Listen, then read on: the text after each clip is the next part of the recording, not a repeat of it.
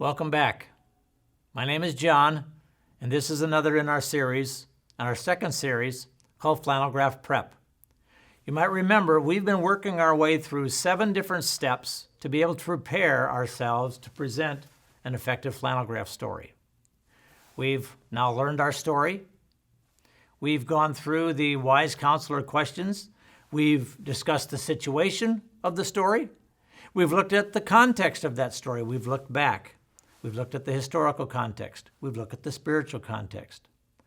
Starting today, we're going to be now taking those wise counselor questions and applying them and asking those questions and discussing and considering just the first part of this story. So that's how I want to start today. I want to start this story, but I'm not going to go all the way through this story. We're going to be applying all of these questions just to the first part of this story. You remember, there's how this story begins. Now the serpent was more cunning than any animal of the field that the Lord God had made. And the serpent said to the woman, has God said, you shall not eat from every tree in the garden? The woman replied to the serpent, we could eat the fruit from the trees of the garden, but God has said about the tree in the middle of the garden, you shall not eat the fruit from that tree. Fact is, you shouldn't even touch it, or you will die. And that's actually where we're going to stop. Now, I realize the story continues, but what I want to show you is that you can go spiritually deep in every part of every story. So, here's what I want you to do. I want you to use just this first part of the story, going from, now the serpent was more cunning than any animal of the field, all the way through the story just to the part where the woman says they're allowed to eat the fruit from the trees in the garden, but from the tree in the middle of the garden, God has said they shouldn't eat the fruit from that tree. They shouldn't even touch it, or for sure they'll die. I want you to use only that part of the story. And I want you to pause the tape in just a moment, and I want you to consider and have a discussion with your group about, in this section of the story, everyone that's involved, what were the choices that they made? And what other choices could they have made? Just that couplet, using just this first part of the story. So go ahead and stop the video, have that discussion, and when you're ready, I'll be right here. We'll pick up the conversation.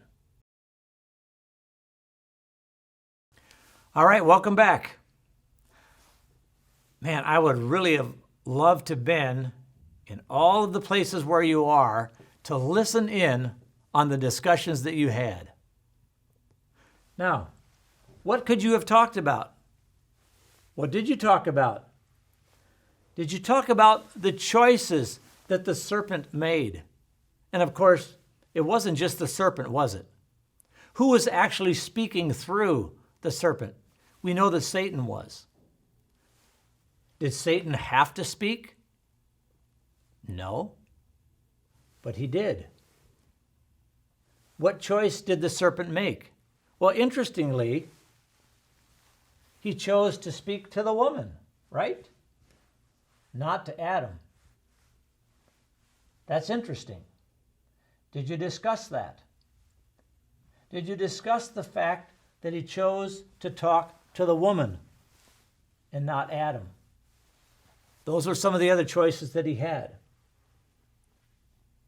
What about the woman? What choices did the woman make? You say, well, John, why aren't you calling her Eve? Her name is Eve. Yeah, well, good question. She actually isn't named Eve until after this story. So in this part of the scriptures, she's simply respectfully referred to as the woman. So that's why we don't use her name. What choices did the woman make? Well, we know that she chose to respond to the serpent's question. Did she have to? Of course not. Look at the other choices that she had. She could have walked away. She could have said, you know, you need to talk to my husband. I'm not sure about the answer of that. Guess what? You know what? God usually shows up a little bit later on in the day. Why don't you hang around and you can wait till he shows up?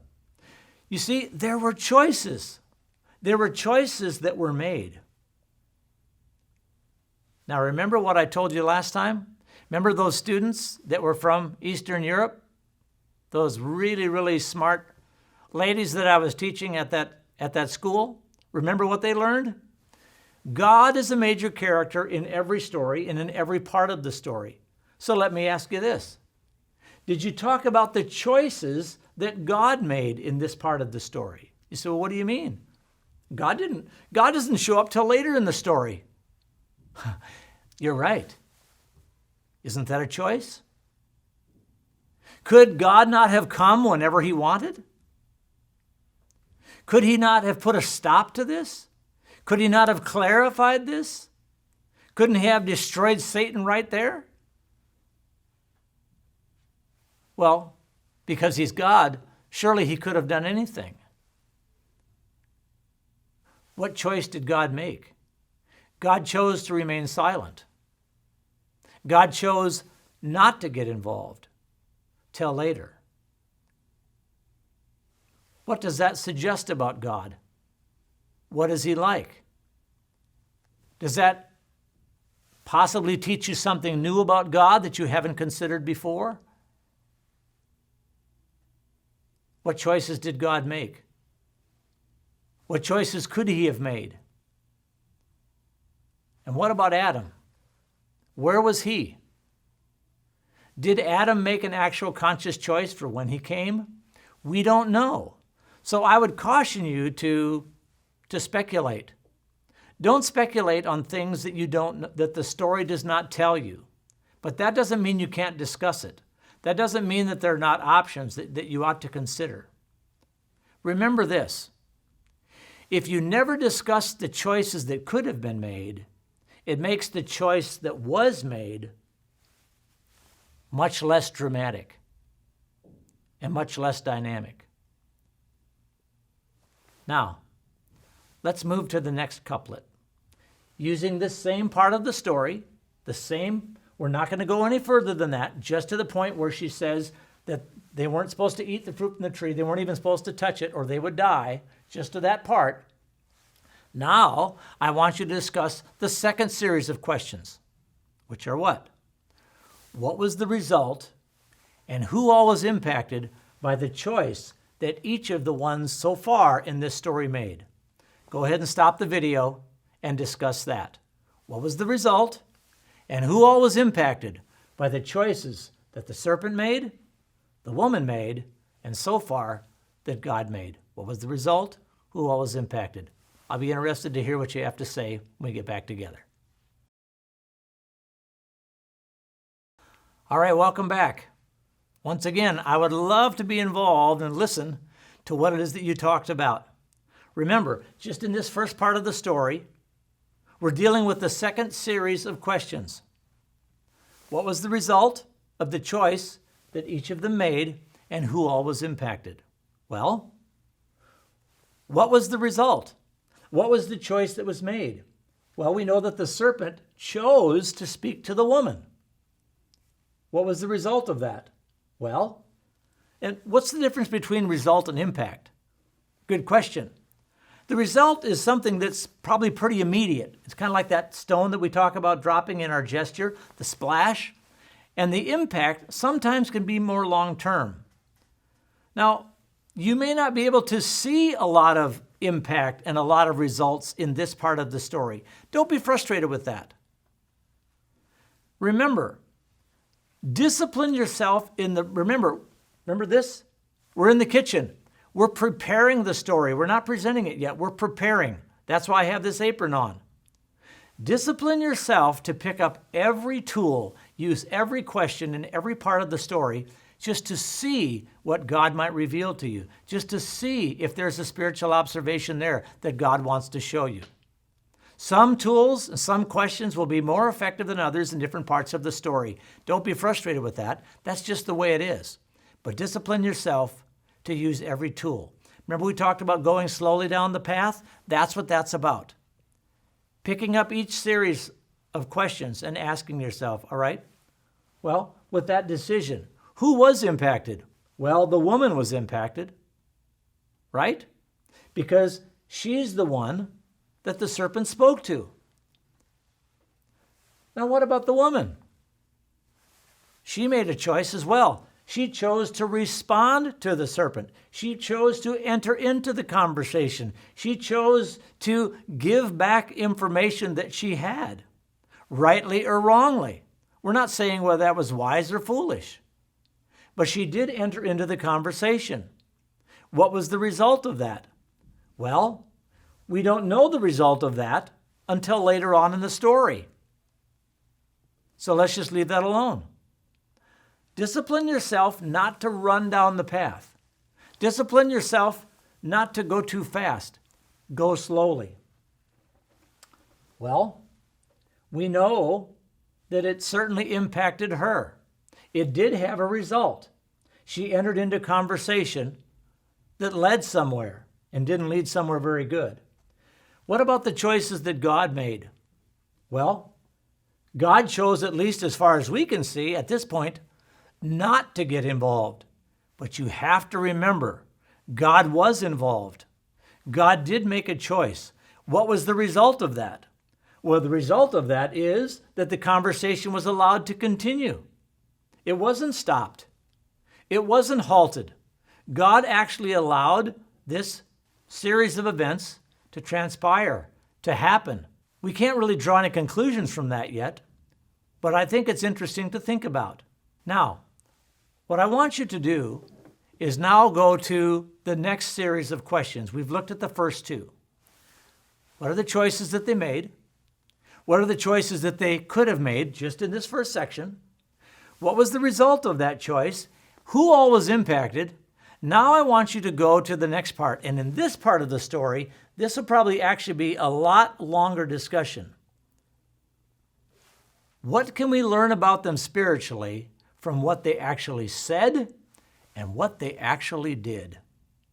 I'll be interested to see what you come up with when we get back together. Take your time with this. Go slow. You know the story well enough. You can actually discuss, what did the serpent actually say? What do we learn about the serpent from that? What do we actually learn from what Eve said? What do we learn from what Adam said? You say, well, he didn't say anything. You might want to consider that as well. I'll see you when we get back together. Now, this is one where I would really have loved to have been where you are listening in on the discussions that you had about this. Because remember, we're talking about what we can learn spiritually from those that are involved just in this very first section of this story, this conversation between the serpent and the woman. Boy, there was a lot of conversation even in this first part. So let me ask you this. You realize it's not just about looking for spiritual observations in actually what the serpent and the woman said, but also information that's given by the narrator in the first part of this story in the biblical text tells us something very, very interesting about the serpent that you also need to add into your discussion. Remember, the story says that the serpent was what? Cunning. Cunning. That's biblical information that should lead you to some spiritual observations. What does it mean for the serpent to be cunning? Well, you'll recall, this isn't the serpent necessarily speaking. This is Satan speaking through the serpent. What does it mean to be cunning? Did you discuss what that is? Words like sly, crafty, sneaky, maybe we might say. Isn't there an element of intelligence here? But intelligence to what end? The word cunning seems to also have the idea of devious, manipulation. There's a lot involved in that word cunning. Did you discuss that? You see, if you don't understand that word, what kind of an observations are you actually accurately going to make in what the serpent actually said? Let's talk about what the serpent said. Did you notice that the serpent did not make a statement? The serpent actually asked a question. Now, isn't that interesting? You know, there's a lot of different types of questions, aren't there? What kind of a question do you think the serpent asked? Remember, he said, has God said, you shall not eat from every tree in the garden? Well, was the serpent confused? Was the serpent asking this question of the woman because he didn't know? There's different types of questions. What kind of a question do you think this was? Was the serpent appear to be asking for information? Some questions are asking for information in a story. They really don't know. Some questions can be asked simply to find out how much you know. For the purpose of manipulation, I would suggest this question seems to be in that kind of a category. Questions that are rhetorical, that don't even need a response. Questions, the type of questions in a story can be very, very revealing when it comes to spiritual observations. Did you know that in the Gospels, Jesus is asked questions? Someone has looked at it and they've said it comes to, I think, about 187 times where Jesus in the Gospels is asked a question. You know what's interesting? He only answered that question directly 3 times. Only 3 out of the almost 200 questions. Every other time, he either responded by asking a question in return, getting information, or engaging someone in the conversation, or he told them a story, like a parable. He gave them an illustration, and sometimes he didn't answer them at all. You see, Jesus made choices. Just like, remember, we dealt with that earlier in this video series. That's something that you can do. There's a choice to be made here. But let's talk about the response that the woman gave. Does the woman answer the serpent? Yes, she does. As I look at her answer, she seems pretty honest. She seems pretty open. She doesn't seem to be guarded. She doesn't seem to be afraid. There doesn't seem to be any fear at all. Well, why would there be any fear? Has there ever been any danger in the garden? It doesn't appear that there is. She answers, and look at the answer that she gives to the serpent. Remember, she replies and she said, oh, we're allowed to eat the fruit from the trees in the garden, but from the tree in the middle of the garden, God has said, you must not eat that fruit. You shouldn't even, remember, touch it, or for sure you will die. I would wonder, does her answer seem to be truthful? I would think yes. Does it seem to be pretty honest and open? We've said that it is. Is it accurate from what we know before? Well, yes, if you look back, for the most part, it's very accurate. She seems to know what her responsibilities are. She seems to know what the command is. She also seems to be quite clear on the consequences of disobeying the command. Now you say, well, some of you might have noticed that after the original command, she added something to it. Where do you find when what God told Adam that they couldn't touch it? Now that would make for another interesting conversation and looking at the stories. That's where knowing that backstory of what actually happened in the previous stories is really, really meaningful. Be careful to speculate on the questions that you ask. Don't draw conclusions for things that might have happened, could have happened. Look at the decisions that were made. Look at the wording and the conversation that is in the story, and keep your conversation and your spiritual observations simply to that. Well, those are how to apply the wise counselor questions, and we've done that now to the very first part of this story. But here's what you need to do to really be prepared with this entire story. Go through the remainder of this story. Take it section by section. The next section might be at the conclusion of this, where Adam and Eve, or Adam and the woman, they see, remember, that the tree is beautiful to look at. It would be good to eat. And it was a desirable tree to actually make her wise. The story says, so she took the fruit, she ate it, and she gave some to her husband who was with her, and he ate it. But you would also have to go through, just take this slowly through this story. Talk about what the serpent promised. That their eyes would be opened. They'd be like God. They'd know the difference between good and evil. Take this story section by section. And in the preparation process, take every single one of these tools. Look at the choices that were made. Look at the choices that could have been made. Go back and look at the choice that actually was made and ask yourself, what's the result of that? Who all was impacted? What can I learn about them spiritually from what they actually said or what they did? And in every part of the story, every scene of the story, where do I see God in this part of the story? What decisions, what choices did God make? What could he have made? What were the result of the choices that God made? Who all was impacted? And in this story, later on in the story, yes, God actually speaks. God does things. What can we learn about God from what he says? His responses to Adam, his responses to the woman. Go use every single tool that we have in preparation, your heart preparation of this story. Go deep in this story.